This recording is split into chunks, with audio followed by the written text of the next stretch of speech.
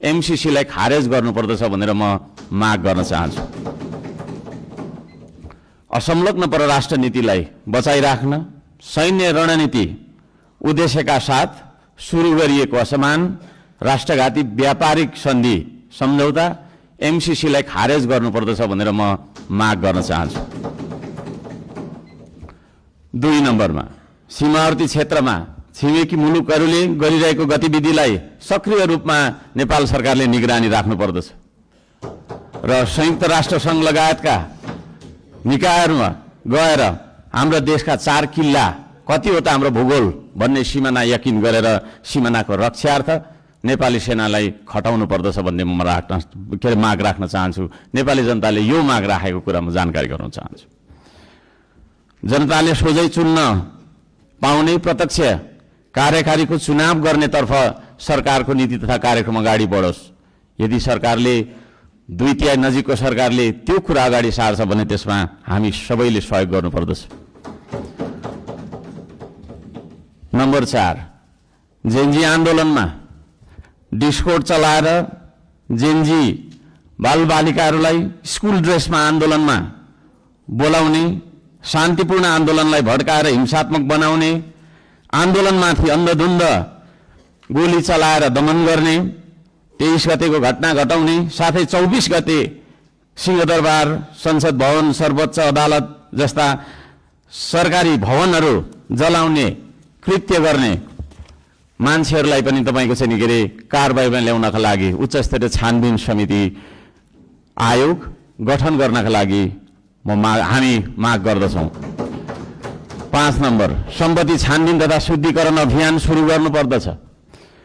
सबैभन्दा पहिला अहिले सरकारमा रहेका मन्त्री परिषदका सम्पूर्ण मन्त्रीहरू, सांसदहरू, हामी सबैजना सबैको तपाईको चाहिँ के अरे हाम्रो सम्पत्ति छानबिन हुनुपर्दछ।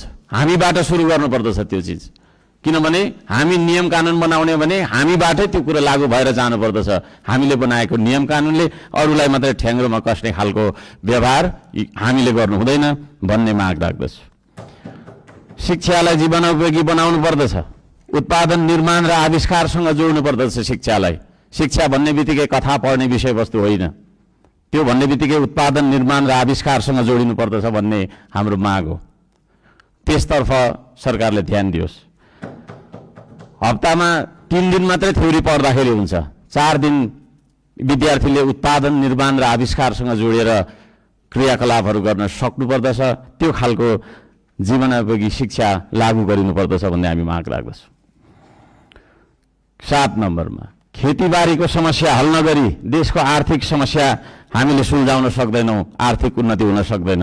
त्यसो भएको कारणले कृषिमा देखिएका समस्याहरू पहिचान गर्ने र समस्या हल गर्ने सबै खालका तपाईको प्राविधिक उपायहरू अपनाउने काम गरिनुपर्दछ भन्ने ध्यान आकर्षण गराउन चाहन्छु। नम्बर 8मा कम्तीमा एक पालिकामा एउटा उद्योग हुनुपर्दछ, एक परिवारमा एकजना रोजगार हुनुपर्दछ। त्यो खालको नीति हामीले अपनाउनु पर्दछ। बन्द गरिएका उद्योगहरूलाई पुनः सञ्चालन गर्ने साथै नयाँ उद्योगहरूको स्थापना गर्ने नीति तथा कार्यक्रम सरकारले ल्याउनु पर्दछ भन्ने ध्यान आकर्षण गर्न चाहन्छु। 9 नम्बरमा जनताको सेवा सुविधा, विकास र समृद्धिमा सार्वजनिक हितका लागि प्राकृतिक स्रोत साधन ढुङ्गा, गिटी, माटो, खोला, नाला, खानी, खनिज, वन जङ्गल जस्ता स्रोत साधनका सदुपयोग गर्न पाउने गरी सहज किसिमको चाहिँ नियम कानुन बनाउनु पर्दछ। कहीँ कतै हामी हुन्छ म सक्छु अब र यी सम्पूर्ण स्रोत साधनलाई परिचालन गरेर चाहिँ हाम्रो देशलाई समृद्ध बनाउनतर्फ हामीले ध्यान दिनुपर्दछ भनेर भन्न चाहन्छु। म यहाँ शुभकामना मात्रै दिनुभन्दा सरकारको नीति तथा कार्यक्रमको कुन दिशामा जानुपर्दछ भन्ने एउटा सल्लाह सुझाव र प्रस्ताव प्रस्तुत गर्न चाहन्छु। प्राकृतिक संरक्षण गर्नुपर्दछ, संस्कृतिको प्रवर्धन गर्ने र प्रवृत्तिको विकास गर्ने नीति सरकारले लियोस्। सुशासनका निम्ति भ्रष्टाचार तपाईको चाहिँ अन्त्य गर्ने, निष्पक्ष, मितव्ययी, पारदर्शी, जवाफदेही, दूरदर्शी, परिपक्व र दीर्घकालीन कामहरू गर्नेतर्फ सरकार अगाडि बढ्नुपर्दछ। देशभरि शान्ति सुव्यवस्था कायम गर्नका लागि आवश्यक उपायहरू अपनाउन जरुरी छ। खाने पानी, स्वास्थ्य, शिक्षा, सडक, बिजुली, बत्ती जस्ता आधारभूत आवश्यकताहरू परिपूर्ति गर्नतर्फ हाम्रो ध्यान जानुपर्दछ। राम्रोसँग अध्ययन नगरी हतार सरकारले ल्याएका कार्यक्रमहरू लागू गर्नु हुँदैन। कुनै निर्णय गर्नु अघि तपाईँको प्रतिपक्षी दलहरूसँग सल्लाह गरेर सबै पक्षको उचित सल्लाह लिएर चाहिँ सरकार अघि बढे। निर्णय गर्दै पछि हट्नुपर्ने नियतिबाट होइन सरकार बच्न सक्दछ। अहिले भर्खरै वृद्ध भत्ता, विद्यार्थी सङ्गठन, ब्रिज कोर्स जस्ता सम्बन्धमा निर्णयहरू जुन गरिएको छ यसलाई पुनर्विचार गरियोस् भन्न म चाहन्छु। वृद्ध भत्ता जस्तो वृद्ध भत्ताको समयको मापदण्डलाई जुन फेरबदल गर्ने भन्ने कुराहरू आएको छ कार्यसूचीमा, त्यस्ता कुराहरूमा सरकारले ध्यान दिएर मात्रै अगाडि बढ्दाखेरि राम्रो हुन्छ भन्ने माग राख्दछु। सुकुम्बासी भन्दै नागरिकको बासको अधिकारलाई खोज्दै डोजर चलाउने, राज्य आतङ्क फैलाउने चलनको अन्त्य गरियोस्। म त्यो भन्न चाहन्छु। जनताको घर टहरा भत्काउनु हुँदैन। विस्थापन होइन व्यवस्थापनको नीति सरकारले लागू गरेर अगाडि बढ्दाखेरि सबैले राम्रो हुनेछ। दशकौँदेखि बस्दै आएका भूमिहीन सुकुम्बासीहरूको स्वामित्व दिने गरी लाल पूर्जाको व्यवस्था गरोस् भनेर पनि म भन्न चाहन्छु। किसान मजदुर सुकुम्बासीका समस्या पहिचान गरी समाधानको पहल गर्ने, धनीको मात्रै होइन गरिबको पनि हो यो देश भन्ने खालको आभास हामीलाई हुनुपर्दछ र जनतालाई पनि त्यो आभास भएको हुनुपर्दछ। त्यसतर्फ सरकारले काम गरोस् भन्ने म अनुरोध गर्न चाहन्छु। उपत्यका बाहिर पनि नेपाल छ भन्ने कुरा हामीले व्यवहारबाट जनाउनुपर्छ।